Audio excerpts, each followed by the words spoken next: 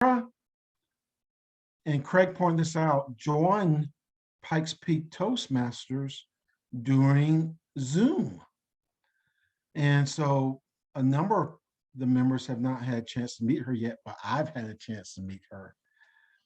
Sarah has loved and appreciated her time with this incredible group of Pikes Peak Toastmasters.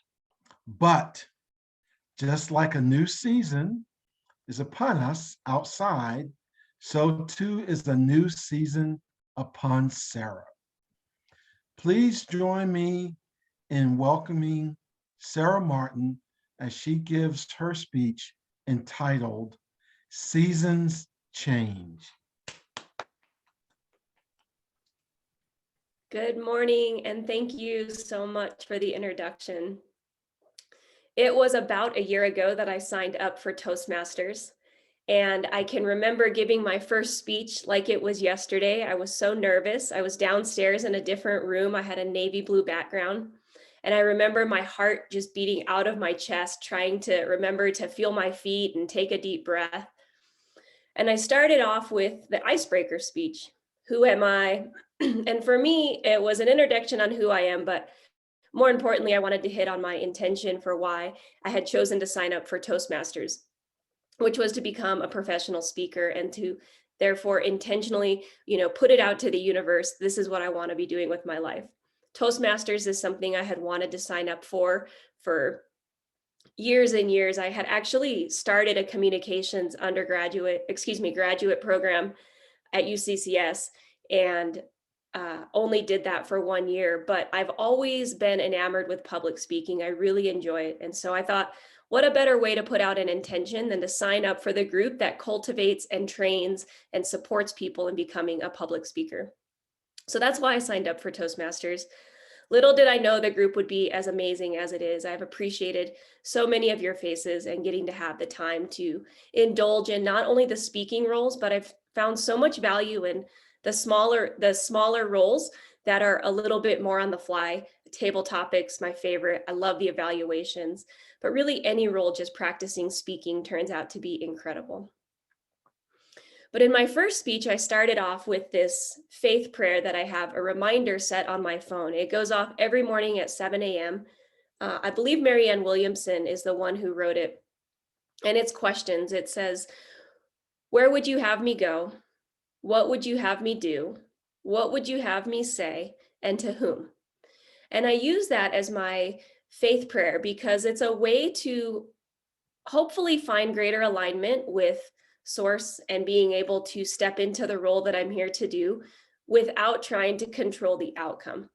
That's where it gets super tricky being a human being, because it turns out faith and control are opposing factors in the way that things work out.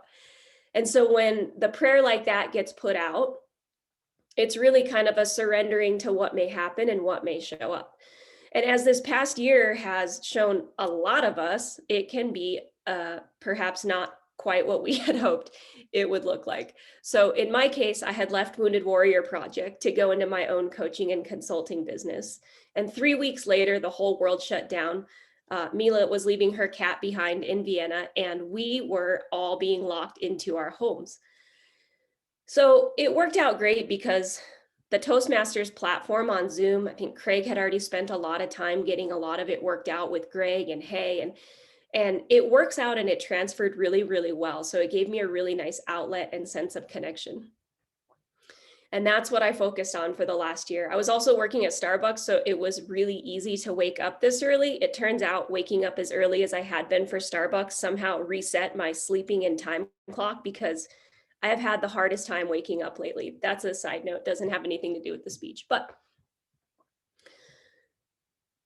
the coronavirus lockdown was just such a weird, it continues to be such a weird phenomena that all of us globally are a part of. And that combined with this idea of faith turns out to be quite strange, because in no way was working in retail at a store on my radar. I said I wanted to be a professional speaker, and now I'm finding myself detoured into this realm of working at Shields, which has been really fun. I found out working with a team and being around people is great. And I need to learn how to rein in my energy just a little bit, because I have been so exhausted in the past week. It's absolutely nuts. My feet hurt also, if anybody has like a great recommendation for foot massages, but I'm getting a pedicure today, so hopefully that will help. Side note once again. I know, I love it. But this opportunity on being part of Toastmasters and working through this faith piece has just been amazing to me, because it really helped me to refine and clarify my intention, how much I enjoy speaking. And for me, what was important was the preparation piece. I tend to speak on the fly. A lot of the times I'll have kind of a loose idea, and then I don't generally flesh it out. And so when you have a 5 to 7 minute window, it needs to be fleshed out a little bit better, because you've really got to have an order of operations and how that speech is going to come. So that's been really helpful for me in my time, and it's continued to refine my intention of wanting to be a public speaker. I love speaking in front of people.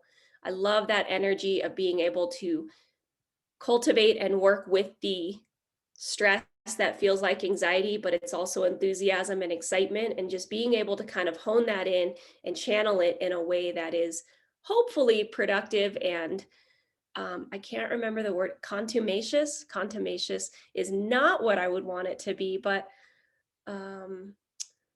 sort of like a little, I'm thinking like a little devil fairy, like not a mean one, but just like a little fairy that's like contumacious, right? Doesn't that fit? That can actually help to bring a point across quite well if you can tie it in really well. So with that, I've got a new direction in life, and at the moment, being able to stay with Toastmasters is not going to be a part of it, but I have appreciated my time here so much, and I have really appreciated getting to see all of you. Paul, I hardly got to see you. You timed out for the year that I was there, but Leo was somehow a fortune teller. My last speech, he said, "What, you're leaving Toastmasters?" And I said, no, I'm just stepping away from teaching yoga. And then 3 days later, I was like, oh, I gotta leave Toastmasters now. So Leo, not only are your jokes hilarious, you might also be a fortune teller. I'm not totally sure. But I've appreciated my time so much, and ending with a thought from David White, one of my favorites.